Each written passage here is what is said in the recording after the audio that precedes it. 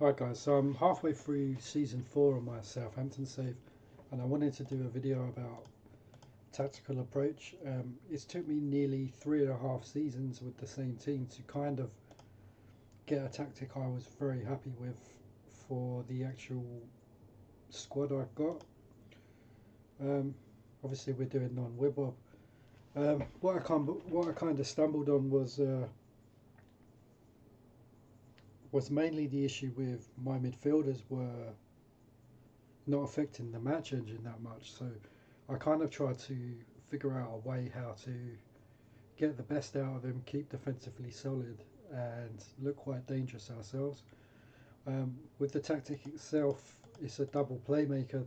It is a double playmaker system. I was using Svensson there, but he was out injured, so I was forced to play players that couldn't really play that position very well, like Ormerod or McDonald.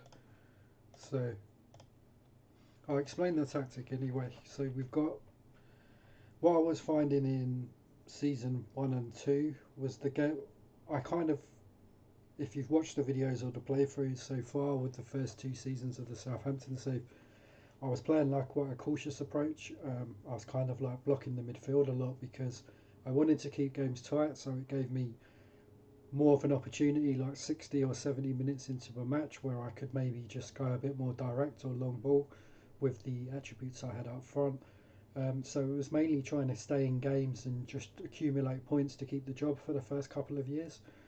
Because the expectations were stay clear of relegation for the first 2 or 3 seasons. They've actually upped the expectations as it goes on, but I don't want to make a spoil. I don't want to spoil the playthrough too much. But what I was finding was Oakley was my main assister. So what I've actually done, I retrained Oakley onto a defensive midfielder, and he's now one of the best. He's now one of the best midfielders in the Premier League. I think towards the end of season 3, it was only Patrick Vieira that was getting higher average ratings than what he was getting. And the attributes I was using with Oakley in this setup for Southampton was direct, tackling hard. I didn't have him pressing because I wanted him to sit a bit more to offer a bit more protection. If he gets injured, I play Telfer in there and I take off all that the kind of more creative aspects of the midfield role, and then I just press with him. And I either put Telfer on direct or long just to win it and get it forward, because we don't really have a midfield you want to play through with this Southampton team. Um, Considering that Mark Draper now is 34 and he's doing okay, he's still playable just about. So I've kind of just have him as a sitting role in there. Sometimes I have him on forward runs, sometimes I don't. But that's all I kind of do with Draper. Svensson's the second playmaker to try and find holes in the pocket, and he does do very well there. Season 2, if you can take a look, well, the first 2 to 3 he started to perform a lot better. His average ratings are going up a lot higher though, but he's not. So he's actually performing better, but not being like the main focal point of more like a shadow striker, which he was in season 2. Uh, which else are we doing? So I kind of use the central player as a just a poacher, so forward run, short pressing, sometimes direct. Lucas, I've just got him on direct pressing. I should probably put him on normal tackling, but it depends who I play there. So the player instructions aren't always set, but it's obviously depending who I've got available or who's in form, who's not, kind of thing. So for that one, I've just kind of like left his instructions. B, the arrow, which I was doing, was just to add a little bit more kind of defensive stability. His average ratings are really high for him coming back. He does pop up with the odd goal and assist every now and then, but his main point is just to add an extra body into the midfield for defensive stability when Svensson goes forward. And obviously, because of his physical attributes with the centre backs, sometimes I go direct or long with the centre backs, but I'm going along with Lindevann at the moment, and because as it suits Lucas, like he's not a complete striker yet, but he's just turned 19 and got his first England cap, so he's got 10 goals, 18. He's actually doing better, as you can see. He's getting better every season, which is pretty good. McDonald, where is he? I was usually playing McDonald through the middle. He had a very good. He broke onto the scene in season 3. 11 goals, 7 assists as like a poacher advance forward, which is very good considering what kind of attributes he's got. And so yeah, you can kind of get an idea of what I'm trying to do with this tactic. The wing backs themselves, I've got Joe Tessum. Sometimes I have to take him off forward runs if I want to be a bit more defensively secure, and obviously I put them on forward runs if we need goals and stuff like that. But I've been starting them a lot more on forward runs recently. So forward runs, runs with ball, hold up ball, cross ball, direct, pressing hard. Pretty much the same with Rain Bridge, but just from a slightly deeper position. And obviously he naturally plays left back. Wayne Bridge dies during games. I don't know why.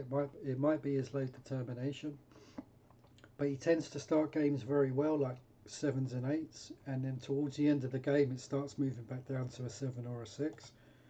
So yeah, his best season was season 2, but he's still decent. He's still a good Premier League left back, if he's not spectacular. And Joe Tassim is just like a solid support wing back, but he's pretty good at what he does, as you can see with his average ratings 8, 9, 8, 8. Considering these aren't the best Premier League players, they're decent. They're not going to set any squads alight though. Like if he was managing like a top 4 team, you aren't going to be signing any of these players into your squad on a save where you wasn't where you are signing players. But I just wanted to do a video about it, so it's mainly why tactics are so important, and sometimes it can take 2 to 3 seasons on non-Wibwob before you've actually fully used your squads, and you kind of get some kind of pattern recognition of what kind of player and instructions they can do and who plays well together. It's like certain combinations I play up front, they don't play well together, but certain other combinations do. So anyway, I thought I'd do that. Oh, the goalkeeper as well, short, normal, no, and sometimes I go long with him as well, depending if we're struggling to keep possession in the game, because it's not a possession tactic. We're pretty much trying to keep a shape and hitting the front guys fairly early. Anyway, thanks for watching. Oh, and obviously the 2 playmaker system, if just to offer a little bit of variety in there, just for a bit of extra quality. But moving forward, I don't have a backup for Svensson. Svensson's the only player in my squad that can actually play that role. And looking for the future, I've got this guy who I'm trying to mould more like if you can look at some of his technical attributes, I've retrained him to a defensive midfielder. He originally popped into the game as a midfielder left centre, so I'm retraining him to be Oakley's understudy, or at least a backup for the future. Who else is there? We got Barnes, so he could naturally be a backup for Wayne Bridge. So I'm kind of retraining them in these positions to so I've got a squad moving forward for way into the future. This is the guy I'm trying to focus on for Svensson, but he just doesn't have the physicality to play central midfield yet. So I'm retraining him. He's probably not very high ability either, if you can see how many attributes he's got under 5 and 6. But I think I've still got hope that he will get better as the save evolves. Who else is there? We've got like this Cobb guy is developing already. Clark.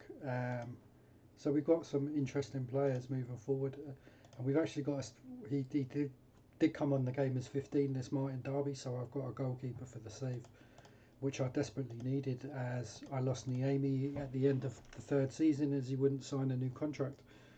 So anyway, thanks for watching. Bye.